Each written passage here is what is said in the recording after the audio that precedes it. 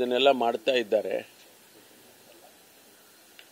ಮಾನ್ಯ ರಾಜ್ಯಪಾಲರ ಕಚೇರಿಯನ್ನು ಕೂಡ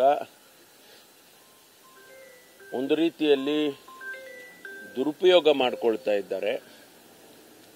ಹಾಗಾಗಿ ನಾವು ಒಂದು ಕಾನೂನಿನ ಹೋರಾಟ ಮಾಡಬೇಕು, ಜೊತೆಗೆ ರಾಜಕೀಯವಾಗಿಯೂ ಕೂಡ ಹೋರಾಟ ಮಾಡಬೇಕು.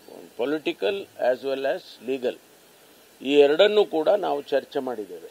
ಹಾಗಾಗಿ ನಮ್ಮ ಕ್ಯಾಡರ್ ಏನಿದೆ, ಪಕ್ಷದ ಕಾರ್ಯಕರ್ತರು, ಮುಖಂಡರುಗಳು, ಜಿಲ್ಲೆಯಲ್ಲಿ, ತಾಲೂಕಿನಲ್ಲಿ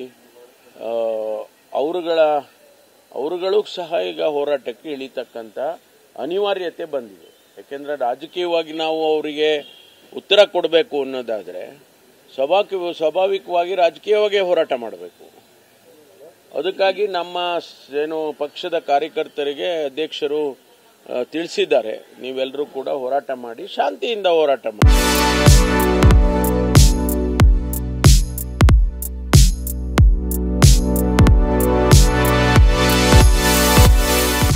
ನಾವೇನು ಕಲ್ಲು ಹೊಡಿಬೇಕಾಗಿಲ್ಲ ಅಥವಾ ಬೇರೆ ಬೇರೆ ರೀತಿಯಲ್ಲಿ ಮಾಡಬೇಕಾದ ಅಗತ್ಯ ಇಲ್ಲ. ಪ್ರತಿಭಟನೆಗಳು ಮಾಡ್ತಕ್ಕಂಥದ್ದು ಅದು ನಮ್ಮ ಹಕ್ಕಿದೆ ಅಂತೇಳಿ ಅದನ್ನು ಮಾಡ್ತಾರೆ. ಬಹುಶಃ ನಾಳೆಯಿಂದ ಅದಕ್ಕೆ ಎಲ್ಲ ಕರೆ ಕೊಟ್ಟಿದ್ದಾರೆ. ನಾಳೆಯಿಂದ ಇಡೀ ರಾಜ್ಯದಲ್ಲಿ ಮಾಡ್ತಾರೆ. ಗೊತ್ತಿಲ್ಲ, ಅದು ಯಾರಿಗೆ ರೆಫರ್ ಮಾಡ್ತಾರೆ. ಈ ಸಂದರ್ಭದಲ್ಲಿ ಅವ್ರಿಗಿರೋ ಆಪ್ಷನ್ಸ್ ಒಂದೇ, ಲೋಕಾಯುಕ್ತಕ್ಕೆ ಕೊಡಬೇಕಾಗ್ತದೆ. ಬೇರೆ ಆಪ್ಷನ್ಸ್ ಇಲ್ಲ. ಯಾಕೆಂದರೆ ಅವರು ಲೋಕಾಯುಕ್ತಕ್ಕೆ ಕಂಪ್ಲೇಂಟ್ ಕೊಟ್ಟಿದ್ದಾರೆ. 18/6 ಲೋಕಾಯುಕ್ತಕ್ಕೆ ಅವರು ಕಂಪ್ಲೇಂಟ್ ಕೊಟ್ಟಿರೋದು. ಅದನ್ನು ಅವರು ಬ್ಯಾಕ್ಗ್ರೌಂಡಲ್ಲಿ ಅದನ್ನು ತಗೊಳ್ಬೋದು. ಮತ್ತು ಈಗಿನ ಸಂದರ್ಭಾನುಸಾರವಾಗಿ ಲೀಗಲಿ ಅವ್ರಿಗೆ ಅದೊಂದೇ ಆಪ್ಷನ್ಸ್ ಉಳಿದಿರೋದು.